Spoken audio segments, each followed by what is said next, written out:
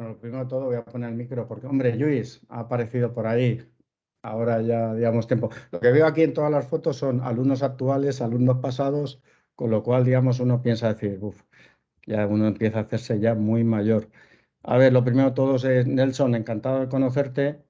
Yo creo que, digamos, este evento lo compartimos porque yo soy del grupo organizador del PAI de aquí de Valencia, pero a priori, digamos, lo que nos ha comentado Ruth es que todas estas cosas se hacen de forma gratuita, todas estas cosas llevan un montón de trabajo, entonces todo el mundo tenemos nuestros trabajos, nuestros líos, intentamos optimizarlo. Por eso, digamos, hacemos esta combinación entre Meetup, Datamekun, PyAnai, porque así podemos optimizar fuerzas y, digamos, generar contenido y generar comunidad, que en definitiva es lo que buscamos con este tipo de salas. Dicho todo esto, pues he cambiado el título. ¿Por qué he cambiado el título? Porque como yo doy la charla, pues en principio pongo el título que me apetece. Pero está muy relacionado yo lo había llamado a principio, fuera broma, lo había llamado, ojo, es el mejor, digamos, la mejor herramienta de análisis. Y en definitiva, vamos a eso. ¿Por qué digo que es la mejor herramienta de análisis? A ver si esto quiere ir, que parece que no, ahora sí.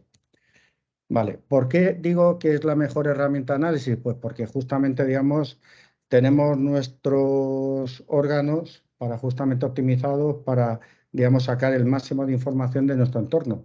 De hecho, digamos, nosotros somos máquinas de supervivencia y si no tuviéramos esos ojos, en el pasado, cuando se acercaba un tigre de estos enormes, un dinosaurio, directamente te pegaba un bocado, te comía y ahí quedabas. Lo hemos tenido que ir a optimizar, o la naturaleza ha optimizado, digamos, ese sentido. ¿Cómo enganchamos esta historia con el mundo actual? Pues básicamente lo enganchamos muy fácil. Esta transparencia, que es las etapas que hay en un proceso de análisis de datos, pues hay una etapa que es esencial, el que ya tiene un poco de callo trabajando con datos o el que ha hecho algún trabajo práctico, sabe que la primera etapa que parece que no se le da ninguna importancia es la que más importancia tiene, que es justamente comprender los datos y limpiar los datos.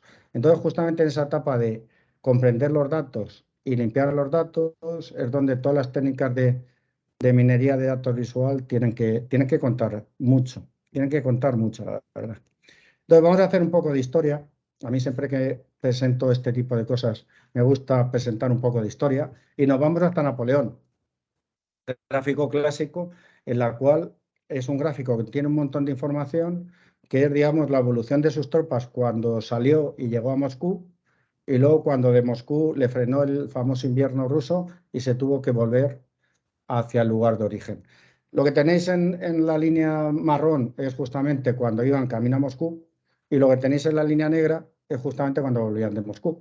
Aquí tenéis diferentes tipos de informaciones interesantes, que es, por ejemplo, las temperaturas que se fueron encontrando, que los tenéis aquí debajo, y evidentemente ya solamente viendo el ancho de la línea marrón de cuando salen al ancho de la línea negra, que cuando vuelven, ya te puedes, vamos, ya la conclusión que sacas es que ahí en la campaña de invierno Napoleón no fue muy, no la ganó.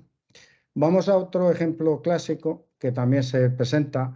Este lo hizo Jon Snow, el de Juego de Tronos no, era un médico inglés que digamos, sobre el 1850 se tuvo que enfrentar a una epidemia de cólera en Londres. Entonces este buen hombre lo que hizo fue cogerse las calles de Londres, que es vuestro gráfico que tenéis a la izquierda, y en cada piso o en cada edificio puso como una especie de diagrama de barras del número de muertos que se habían producido. ¿Vale? Entonces ya básicamente el que tenéis a vuestra izquierda se ve como que hay una zona donde se concentra todo. Pero luego muy astutamente lo que hizo fue una cosa que ahora nosotros actualmente le ponemos un título muy rimbombante, que es un análisis de clustering, pues lo hizo a su manera. O sea, lo que hizo fue, de cada una de las bombas de agua que habían en Londres, hizo, digamos, una especie cogió una distancia, cuánto se tarda caminando un carruaje a determinados sitios y tiró, digamos, esas líneas que veis en la parte derecha de la gráfica, después, digamos, de cada fuente. Y si os fijáis en ese puntito rojo que tenéis ahí, ese fue el origen de la epidemia de cólera de todo Londres. Esa es la fuente que había en Baker Street y si os dais cuenta, todos los que estaban alrededor había un gran número de muertos. Y ahora viene la anécdota. Y esto no estoy haciendo una apología del alcoholismo, ni mucho menos, pero si os fijáis, a vuestra derecha aparece el segundo edificio después de la fuente, aparece sin muertos. Eso era una cervecería. Y lo que pasaba era que los que trabajaban en la cervecería, en vez de refrescarse con agua, pues directamente se refrescaban con cerveza. ¿Qué pasaba ahí? Que lo que tenían, esa cerveza pasaba un proceso de depuración, porque para llegar a la cerveza había que subir la temperatura del agua y demás. Entonces, no es el mensaje de esta charla, porque se queda grabado, pero la cerveza tampoco es tan mala. Eso sí, evidentemente, en cantidades, digamos, prudentes. Y ya la prudencia depende de cada uno. Vamos a seguir con el tema de datos y la importancia. Este es otro de los ejemplos que se dan, que es el cuarteto de Asconbeck, en el cual tenéis 4 conjuntos de datos, XI, XI, XI y XI. Si os fijáis, uno saca los estadísticos, siempre digamos, los analistas de datos vamos a los números, saca estadísticos, valor medio, desviación estándar, correlación entre los dos conjuntos de datos, ajuste lineal, y fijaos que los 4 conjuntos son exactamente iguales. Exactamente iguales que rápidamente se nos cae toda la información de los estadísticos cuando los representamos. Si los representamos estos 4 conjuntos de datos, veis que son totalmente diferentes. ¿Qué es lo que hubiese pasado si yo me hubiese centrado en los estadísticos? Pues que hubiese puesto que los 4 conjuntos de datos son iguales, presentan una buena tendencia, pero fijaros que los 4 son muy diferentes. Hay otra paradoja típica en datos que casi nunca se presenta, que es la paradoja de Simpson, que es la siguiente. Fijaros en el conjunto, solamente olvidaros de vuestra derecha, la gráfica de la izquierda. Si yo me cojo todo el conjunto de datos agrupado y intento ver tendencias, fijaros que la tendencia es negativa, ¿vale? Entonces yo lo que podría ver es que conforme tú aumentas la edad, digamos, tu revenue, digamos, va decreciendo. Tienes una línea recta decreciente. Ahora bien, si eso lo haces por diferentes tipos de ciudades, vamos a la gráfica de la derecha, resulta que si tú te fijas en Dallas, te fijas en Nápoles y te fijas en San Francisco, eso que iba hacia abajo, ahora ya va hacia arriba. Entonces, esta es una paradoja famosa en el mundo de los datos de qué es lo que pasa cuando tú coges una agrupación que te puede llevar a un sitio, que sin embargo, cuando desagrupas esa agrupación, pues lo que tú quieres analizar es justamente opuesto. Esto que si no ves los datos, si no representan los datos, te lo puedes tragar. En el momento que representan los datos por colores, que es la gráfica que tenéis a vuestra derecha, pues como que ya, digamos, las cosas empiezan a explicarse. ¿Vale? O sea que hemos visto que lo de los datos parece que tiene utilidad. Y bueno, alguien que no trabaja en el mundo de los datos, que venga del Business Intelligence, que lo del Intelligent y Business Intelligence un día tenemos que discutir, pero eso da para 5 horas de qué consiste de verdad esa Business Intelligence. Pero vamos, alguien que venga de ese mundo o que haya trabajado poco en datos, lo que se encuentra son las gráficas que tenéis aquí. Normalmente cuando uno habla de gráficas, pues línea de grafos, barras, sectores, pero es que la cosa va a más. O sea, aquí lo que estamos jugando es a otra cosa. O sea, fijaros que, por ejemplo, algo tan tonto como los diagramas voy a coger el lápiz, los diagramas de barras que tenéis aquí, ¿vale? Pues fijaros toda la variación que tienes. O sea, este sería el básico y a partir de aquí puedes cambiar todo lo que tú quieras. Un diagrama de líneas que uno con una Excel así tocando poquito se queda aquí, pues tiene muchas opciones. El eterno diagrama de sectores, que es uno de mis más odiados, pues resulta que si lo trabajas bien llegas a otros gráficos que son extremadamente modernos y extremadamente, digamos, variables. Creo que esto se ha parado, ya no me sale el lápiz. Ahora, vale. Y seguimos hacia arriba. O sea, ya no solamente tenemos los diagramas básicos en los cuales, digamos, te podemos modificar sus características, sino que aparecen nuevos tipos de gráficas. ¿Y nuevos tipos de gráficas solamente estas? Pues bueno, el que trabaja en datos sabe que hay muchas más, ¿vale? Por ejemplo, si tú quieres representar distribuciones, pues igual no conocéis uno muy útil, que es el de violines, que si no lo conocéis, os lo aconsejo. El diagrama de densidades tampoco se conoce por ahí. Y son dos diagramas que nosotros los conocemos, por deciros dos, dentro de toda esta representación, porque tenemos poco tiempo, que se utilizan bastante y que proporcionan un montón de información. ¿Vale? Siguiendo en esa línea de más gráficos diferentes, pues el famoso gráfico del billón de dólares sería un trimap, que la gente lo conoce poco ahí, y es un gráfico que está muy bien porque todo el área es una determinada cantidad y cada trozo de lo que veis ahí es un ítem. Con lo cual, viendo todo el área y viendo, digamos, cada una de las subáreas, te haces una idea rápida y concisa de lo que tú quieres analizar y de su importancia. Por ejemplo, gastos, empresas que hay mayores en el mundo, todo este tipo de cosas, ¿vale? Más gráficos un poco interesantes o diferentes, los diagramas de redes.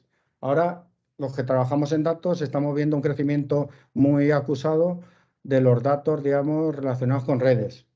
Nodos, sus relaciones entre ellos, por ejemplo, las redes sociales, LinkedIn. LinkedIn no deja de ser un problema de una red, digamos, que te sigue un determinado diagrama. Pues para este tipo de datos, pues hay gráficas específicas. Más tipos de datos que hay gráficas específicas, pues los datos de tipo geográfico.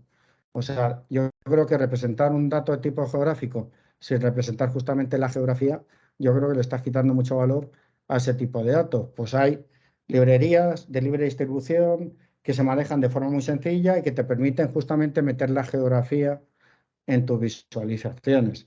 Y luego, pues bueno, anchas Castilla y tienes todo tipo de datos. Voy a dejar en esta presentación una serie de enlaces que iré explicando por si los queréis utilizar. Os aconsejo esta página web. Esta página web es interactiva. Tú entras y tienes arriba un menú en el que vas pulsando los tipos de datos que quieras representar, distribución, cantidades, y entonces él automáticamente te dice las posibilidades y digamos, te dice las características de cada gráfico. Entonces, yo, por ejemplo, para empezar a explorar todo este mundo que es inmenso del Visual Data Mining, yo iría por aquí. Vale, ¿qué es lo que pasa? Que cuando hay tanta variedad y la gente no sabe manejar las cosas, pues al final es lo mismo que cuando le dejas a un mono una escopeta. O sea, te la puede liar, pero bien. Entonces, pues bueno, aquí tenéis un ejemplo de un diagrama de sectores donde se han pasado de frenada con el número de sectores y evidentemente no se ve nada. Este es un diagrama que se conoce de coordenadas paralelas, que es para datos multidimensionales, pero cuando no tienes muchas clases diferentes. Cuando tienes datos multidimensionales y tienes muchas clases diferentes, como pasa aquí, cada una de estas líneas rectas, pues esto es un galimatías. Y este gráfico, que puede ser que está fenomenal, pues tiene un problema que si más o menos te manejas en el mundo de los datos, lo ves rápidamente, que es, fijaros que el color que utilizan para el valor máximo, que lo tenéis aquí arriba, es el mismo color en la escala de colores que el que tenéis al valor medio. ¿Qué es lo que pasa? Que tus ojos, cuando intentas buscar el máximo, te encuentras el valor medio. Luego, fijaros que ya metemos otro problema, que es el tema de la paleta de colores, que digamos hay 500.000 paletas de colores y cada una es más adecuada para algunos casos. Y si esa paleta de colores la utilizas de forma errónea, pues obtienes unos malos gráficos. Luego, entonces, no es baladí, digamos, decir, voy a visualizar estos datos. Bueno, es baladí, claro, si quieres hacer cualquier cosa, sí. Ahora, si lo quieres hacer una cosa que llame la atención, que las presentaciones, digamos, vean claramente lo que quieres contar, pues esa es otra. Luego también se pueden utilizar los datos para manipular, que yo siempre lo digo en mis clases. Yo pongo ejemplos clásicos que han pasado aquí. Por ejemplo, si os fijáis en este del paro europeo, pues tenemos un problema de escala. Resulta que en España, que tenemos el 20 según ese diagrama de barras, es el doble que la zona euro y a nivel de escala no aparece el doble, aparece relativamente pegado. En esa misma línea de escala tenemos esto, que era la caída del PIB durante el COVID. Pues hombre, de llamarme loco, pero yo creo que veo muy cercano el 2,6 al 18,5, ¿no? O sea, tú lo ves y dices, hombre, parece que ya hemos caído en el 18,5 anteriormente, no, caímos en el 2,6 y ahora caemos en el 18,5. Como se graba, he tapado la locutora, pero si lo buscáis en internet vais a ver quién lo estaba contando. El Brexit, pues el que ha hecho esto, qué curioso que el 47%, que es mayor que el 43%, tenga un área menor. Curioso. En esa misma línea de diagramas digamos, que manipulan, tenéis a mí me gusta mucho, siempre lo pongo como ejemplo porque la estética es importante, pero claro, tú te vienes aquí y dices, Ruanda, 48%, los ojos se te van a este. Y sin embargo, Etiopía, que tiene un 81, se te queda ahí medio tapado, cuando en verdad es el doble. Si esto lo hubiesen hecho a escala, pues hubiesen cambiado. Y luego, lo que les comentaba este fin de semana a mis alumnos del máster de inteligencia artificial, tú ves esto, te quedas con el titular y parece que esta ley lo que hizo fue bajar el número de muertes, ¿no? O sea, aquí utilizaron uno de los recursos clásicos para manipular, que es la escala. Fijaros que la escala decrece. Cuando tú ves un gráfico que va hacia abajo, supones que la escala también decrece, cuando en verdad la escala crece. Con lo cual es una manera de darle la vuelta al gráfico y de un poco manipularte. Un poco no, bastante. Pasamos a otro nivel, que son las visualizaciones interactivas. Esta es una también clásica, que la tenéis, que es la evolución de las criptomonedas. Entonces aquí tenéis varios elementos que me gustaría, digamos, que los vieseis, que es, por ejemplo, la cantidad que la tenéis en la parte superior, así me deja escribir la pantalla, aquí, ¿vale? Fijaros ahí. Al mismo tiempo tienes una ventana temporal, que es lo que corre aquí, ¿vale? Y fijaros también, si ahora esto quiere ir, ahora a ver si después de toda la explicación, vale. Fijaros la cantidad como empieza a subir. También juega con los colores, le va a servir para, digamos, ver qué continente estamos analizando. Fijaos que entonces estamos variando nivel temporal, estamos variando cantidad, estamos variando zona, zona geográfica y bueno, ya os dejo que hablo mucho y yo creo que aquí lo que impresiona es lo que vamos a ver a continuación. Fijaros que la cosa sube, empieza a subir, se lo toma con interesante. El tamaño de las bolas, también juega con el tamaño de las bolas. Cada bola es proporcional al tamaño. Estamos en octubre del 17, noviembre del 17, las cantidades, mira cómo suben y se cortan en el 18. Me hubiese gustado, fijaros, me hubiese gustado ver la visualización a día de hoy, pero la verdad es que es impresionante cómo esto, partiendo del 2014 cero, cómo va pasando la cosa. A ver, nosotros también, por sacar pecho un poco, hicimos nuestros pinitos en este tipo de visualizaciones. Y aquí lo que tenéis es, esto es con un programa que se llama Processing, que ahora ya este tipo de cosas ya se pueden hacer en Python también, pero en su día lo hicimos con Processing. Al que le gusten las cosas gráficas y demás, podéis buscarlo, es un programa del MIT. Y bueno, aquí lo que tenéis es el consumo que se tenía cada hora en la Facultad de León, perdón, en las universidades de León. Jugábamos con los colores, jugábamos con el tamaño de la bola. Cuando no había sensores aparece un hueco. Y lo que hicimos fue lo lógico. Si tú tienes datos que se repiten de forma periódica, pues si lo representas con ese periodo, las cosas se ven mejor. Entonces, hicimos cada bolita que veis ahí ya es un día anual. Fijaros, esos son los días de julio, que es un consumo plano y bajo porque en la universidad no hay nadie, julio y agosto. Luego pasamos a los 12 meses. Fijaros aquí en esta zona, que era la parte de julio, cómo se quedaba marcada, ¿vale? Luego pasamos esa es la parte de julio, cuando no tenéis bolitas porque no había datos. Luego pasamos a la semana. Fijaros que se queda marcada el fin de semana, porque no se consume nada, ¿vale? Y esta semi-horquilla que veis aquí era porque la calefacción se enchufaba a las 6 de la mañana y se apagaba a las 6 de la tarde, por esa semi-horquilla de consumo. Bueno, lo dejamos ahí. ¿Habéis visto digamos, las que son como vídeo, que tú no puedes hacer nada, pero lo que está ahora viendo pegando fuerte son las interactivas. Las gráficas, los cuadros de mando, los cuales tú sí que puedes jugar con las diferentes cantidades. Os dejo una página web, podéis jugar vosotros. Estos son, digamos, datos de las oficinas de turismo desde el 2008 hasta el 2015. Todo esto es interactivo, de verdad, jugar con todas las cosas porque esto no se rompe, es como cuando van los niños al Museo de Ciencias aquí y le dicen, juega, juega. Pues eso, tú puedes ir jugando, las gráficas podéis ir seleccionando, quitando y poniendo cosas. A ver, os digo, es un servidor muy antiguo, del 2016. Igual al principio le cuesta un poco, pero vamos, vais a ver que es todo totalmente interactivo. Esto lo hicimos con Shiny, que es una herramienta en R, y las buenas noticias para todo el mundo que va a hacer el curso de Datamakun es que ya hay Shiny para Python y vamos a enseñar a hacer este tipo de cuadros de mando en ese curso. Otra cosa que estamos haciendo con cuadros de mando, esta es actual, estamos metidos en un proyecto con Seipu Alba, el congreso fue este lunes, para que os hagáis una idea, esta gente está gestionando todo de los ayuntamientos, unos 1.500 ayuntamientos a nivel nacional. Están recogiendo mucho tipo de datos, por lo que os digo yo de que siempre la visualización es importante hablar con el experto, y simplemente nos piden un cuadro de mando relativamente sencillo. Lo que quieren comparar es el tipo de expediente con el tiempo que se tarda en cada expediente.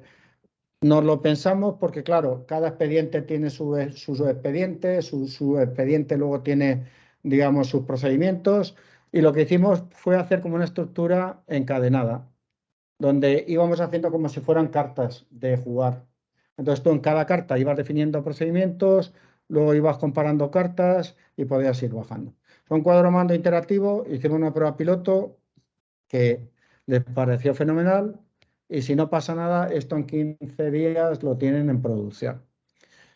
Esto lo hicimos con la herramienta de Python de Dash, que tenéis toda la información en esa página web.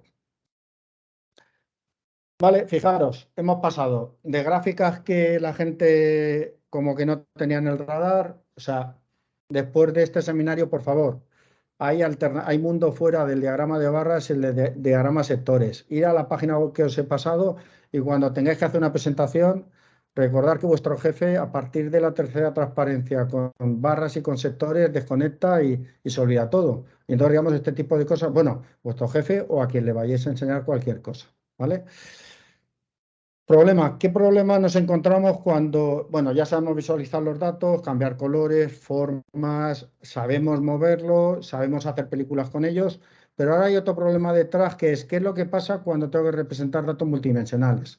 Ejemplo, imaginaros que tenéis una hoja Excel de datos de clientes, cada fila es un cliente, y de cada cliente cogéis, por ejemplo, 20 variables.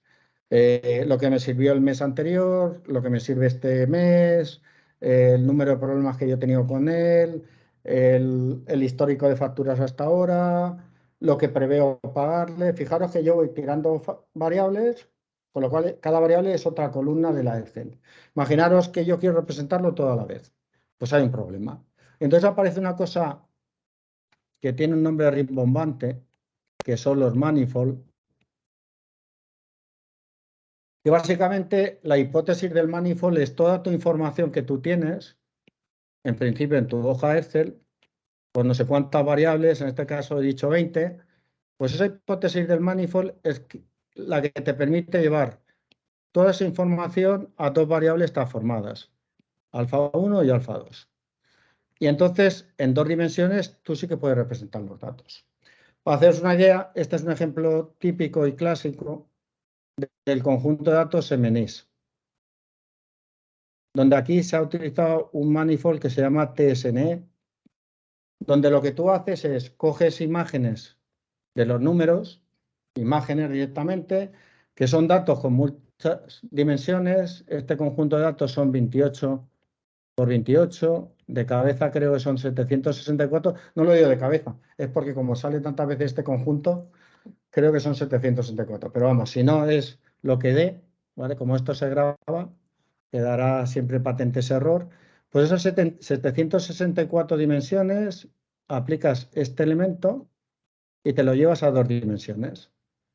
Y automáticamente, ¡puf!, el sistema, sin decirle lo que es un 0, sin decirle lo que es un 1, sin decirle lo que es un 2, automáticamente, fijaros que es capaz de encontrar similitudes en los datos y separarlo. Esto es una cosa muy útil cuando tú tienes un conjunto de datos y quieres encontrar parecidos entre esos datos y no sabes por dónde arrancar. Entonces, siempre el tema de los manifold es un buen punto de arranque para luego utilizar visualizaciones. Esto ya, seguramente habrá alguna sonrisa por ahí de alguien del grupo de investigación, o Juan, o Joan. Esto es un modelo matemático viejuno como yo, 82, ¿vale? Estamos hablando de muchos años, 40 ya. Y este modelo fue de este hombre. Os recuerdo que, bueno, los que me imagino que la gente no sabrá finlandés, pero el sonido de la H en finlandés es una J, con lo cual el nombre queda muy postizo cuando lo cuentas, pero también se conoce como mapas autoorganizados, ¿vale? Este hombre lo que hizo fue hacer un análisis de la corteza cerebral en plan neurocientífico, porque el problema que era que nuestro cuerpo tiene 3 dimensiones y, sin embargo, esas 3 dimensiones las mapeamos a un problema a 2 dimensiones que es nuestra corteza. Fijaros que esto es el ejemplo del manifold que he dicho antes. Un número dado de dimensiones te lo llevas a un número menor de dimensiones. Entonces, bueno, pues este estudio de este hombre tiene un cierto algoritmo de aprendizaje que yo digo, hombre, no me voy a pasar toda la presentación de datos y no voy a poner ninguna ecuación. Pues pongo una ecuación. Pero vamos, básicamente es para decir, por lo menos he hecho el seminario y he puesto una ecuación, pero fijaros que la ecuación es muy sencilla. Sumas y restas y multiplicaciones. Y entonces, mediante sumas y restas y multiplicaciones de los datos, pues construimos este mapa. Ya os digo que para mí estas son las herramientas mejores de visualización de datos multidimensionales. Creo que me quedan 5 minutos. Voy a intentar apretar para explicarlo porque se explica muy sencillo. Esto es un panal de miel, ¿vale? Fijaros que tiene la forma de un panal de miel. Entonces tú te coges un panal de miel y lo que tienes que ir haciendo es ir colocando aquí los datos. Este ejemplo que veis aquí es un ejemplo que yo preparé hace muchos años para explicar esto a los médicos. Entonces lo que les dije fue, a ver, imaginaros un conjunto de pacientes donde tú recoges estas 5 variables. Pues tienes el peso, la altura, el índice de masa corporal, el colesterol y la grasa. Y siempre les digo la misma pregunta, intentar representarlo todo a la vez. Entonces, no se puede porque como mucho tenemos 3 dimensiones. Vale, pues fijaros qué forma más ingeniosa como lo hace este sistema. Te coges el primer paciente y lo sueltas aquí al azar, voy a cambiar el color, y lo sueltas aquí al azar en este mapa. Pues, por ejemplo, al azar lo sueltas ahí. Llega el siguiente paciente en violeta y lo comparas con el primero. Si se parece mucho, lo pones cerca, ¿vale? Ahí, o puede estar encima, en la misma celda, y si se parece poco, pues lo alejas, ¿vale? Supongamos que lo alejas. Llega un tercer paciente y hace la misma operación. Entonces, imagínate que el tercer paciente no se parece a ninguno de los otros. Y entonces vas metiendo en ese panel a todos los pacientes. Una vez que ya tienes todo el panel completo, entonces despliegas ese panel de miel en tantas variables como tenga tu problema. En este caso tenía 5, y entonces te pones a analizarlo.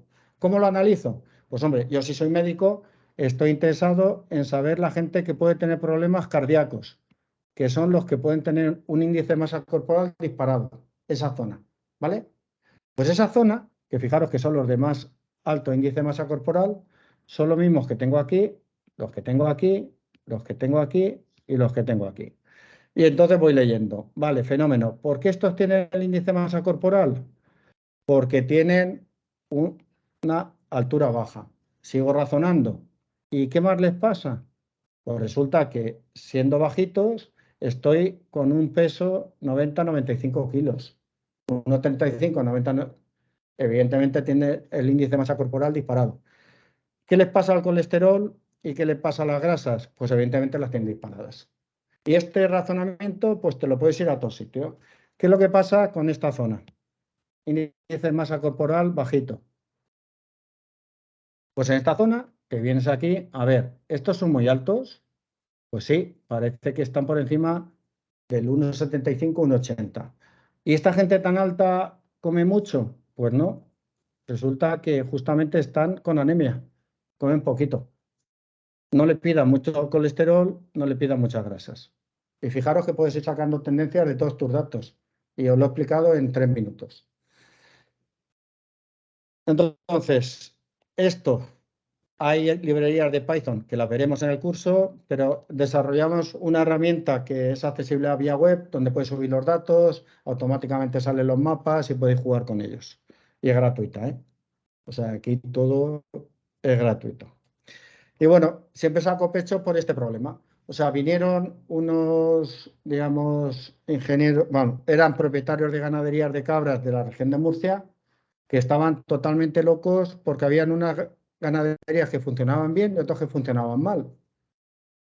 Tardamos literalmente 4 días en hacer un SOM, tirar los datos que nos pasaron y básicamente era, vale, fenomenal. ¿Qué me estás preguntando? ¿Por los ingresos de leche? Pues me fijo en esa zona del mapa y empiezo a mirar el resto del mapa y te voy sacando conclusiones. Fijaros que estoy hablando de un modelo que lo conocemos en la universidad 40 años. Fuera de la universidad no se conoce. Entonces, este modelo yo siempre que hemos tenido un proyecto de datos y la cosa se ha atascado, este siempre ha desatascado. Por algún camino siempre este desatasca. Ha dicho Ruth que iba a dar 2 minutos de publicidad, yo voy a dar otros 2 minutos y muy rápido.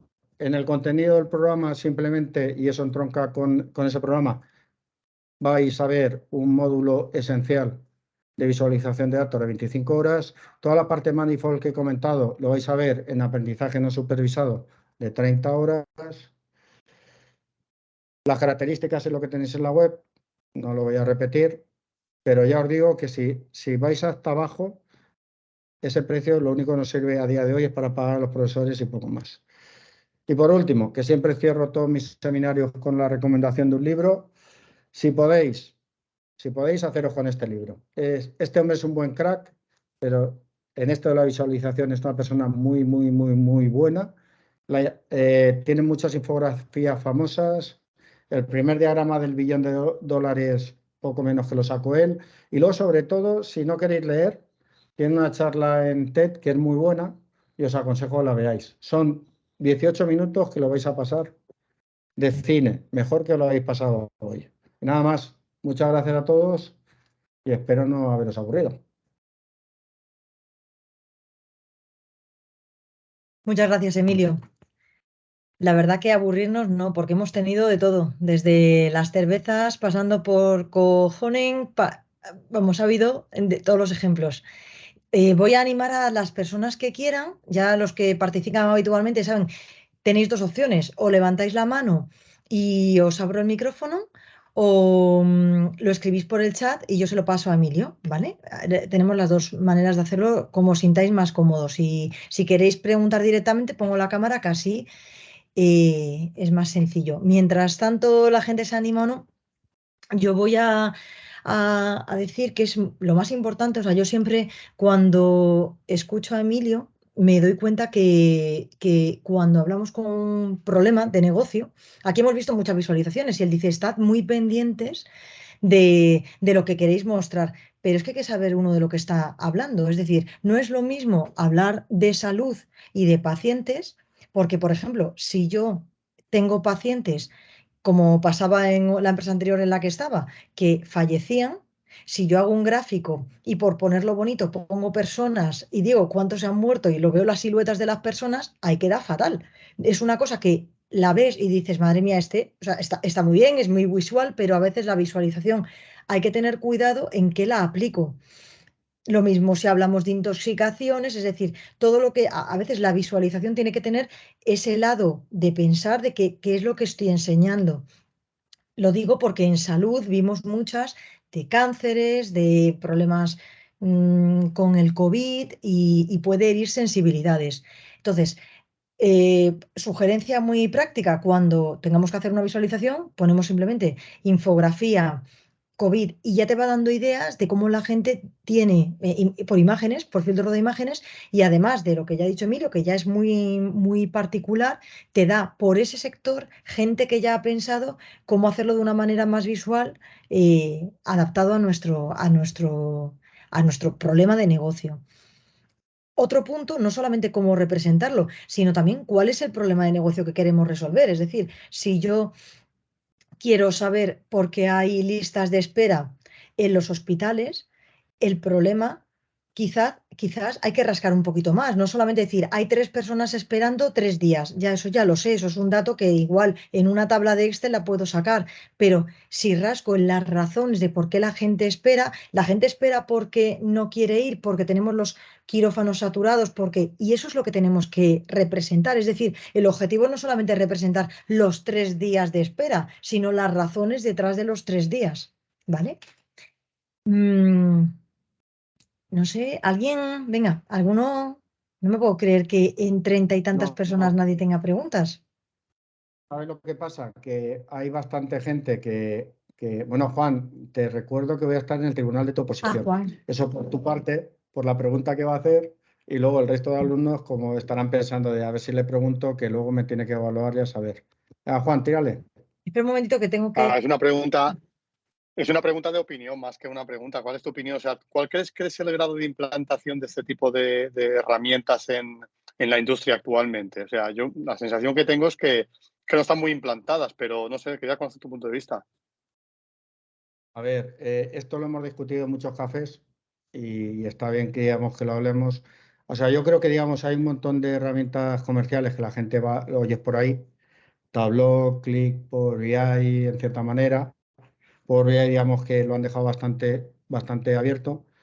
Pero hay muchas empresas que echan mano de estas herramientas que tienen su potencia, que tienes que pagar, y luego acaban en un diagrama de barras y sectores, con lo cual ya estás pagando para una cosa que no le estás sacando el partido. Pero es que lo que hay de fondo es que las herramientas de libre distribución, dícese Python, dícese R, dícese Processing, dícese todas las herramientas que hay para machacar datos y visualizarlos, es que no te gastas un duro, estás al día, se actualizan más rápido que esas herramientas comerciales.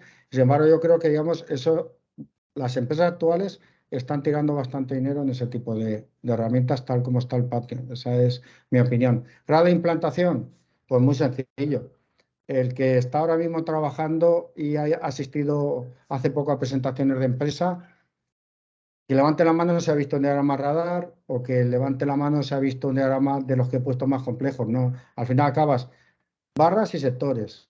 O sea que estamos funcionando con herramientas visuales de hace 50 años. Ya. Y entonces Era los un que poco no. la sensación que tenía. Sí. Y luego encima lo ves en tesis y lo ves en trabajos científicos, que dices, hombre, para representarme esto me haces un diagrama de barra. Si tú lo que quieres determinar son las relaciones que hay entre dos variables, tienes un montón de cosas que puedes hacer. ¿Por qué me haces un diagrama de barras que tengo que estar fijándome en la escala de cada barra para determinar esa relación? Hay muchas maneras de hacerlo. A ver, si tú quieres ser, y ahora hablamos de, digamos, a nivel público, si quieres ser de verdad transparente, haz un cuadro de mando avanzado para que la gente pueda cruzar los datos y que lo pueda ver, y comprender. Pero no me llenes la web de ficheros JSON, de PDFs que no los lee nadie, de hojas enormes de Excel. O sea, yo creo que con estas herramientas tenemos una oportunidad muy buena, pues, para darle un empujón a la productividad de las empresas. De acuerdo. Y ya. Ujú. Gracias. Voy a recurrir a Felipe, que yo sé que siempre hace preguntas. También tengo aquí algunos conocidos, pero ya me... Voy a a Luis, que nunca le he escuchado, le he visto, pero no le he escuchado. Si alguno más quiere preguntar y si no, ya vamos a dar por finalizada. Yo creo que lo que quieren hacer es irse, digamos, y meterse para el cuerpo algún buen medicamento para el cólera, que ya os he dicho cuál es. Pues mira, Emilio, sí que hay una pregunta de Juan. ¿Cuál es tu opinión sobre el estado del arte de los métodos de estimación de causalidad Parece un tema Muy bueno. controvertido. Sí, pues eso es una muy buena pregunta, porque el estado del arte es ahora mismo, digamos que arrancando. O sea, el tema de los analistas de datos actuales, y encima ha dado con unos problemas esenciales, es el tema de que el famoso dicho de correlación no implica causalidad. Es decir, nosotros en verdad establecemos relaciones entre un conjunto A y un conjunto B, pero no sabemos quién dispara a quién. Y para eso está el tema de la causalidad que comentaba Juan. Pues ahora mismo se está investigando muy mucho. Si te interesa ese tema, por ejemplo, y estás en edad de merecer una beca o un contrato, pues por ejemplo, el grupo de investigación, el IPL, que es uno de los punteros a nivel mundial, tiene un proyecto de causalidad sobre temas de datos climáticos. O sea, que imagínate cómo está el tema. Si luego, si no estás en edad de merecer un contrato y solamente quieres leer así de pasada, hay un libro escrito por no sé si lo puedo escribir por aquí, por el premio Nobel, digamos, el premio Turing, que es el premio Nobel de informática, que está en castellano, que es un libro muy bueno que habla de todo el tema de la causalidad. Lo pongo aquí, y así ya lo tenéis en el chat, que justamente habla sobre esto. Pero estas herramientas, en definitiva, el tema de la causalidad, a no ser que te vayas a grafos dirigidos, no te explican nada. Pero sí, la verdad es que si quieres trabajar a día de hoy en investigación puntera, la causalidad es una investigación puntera.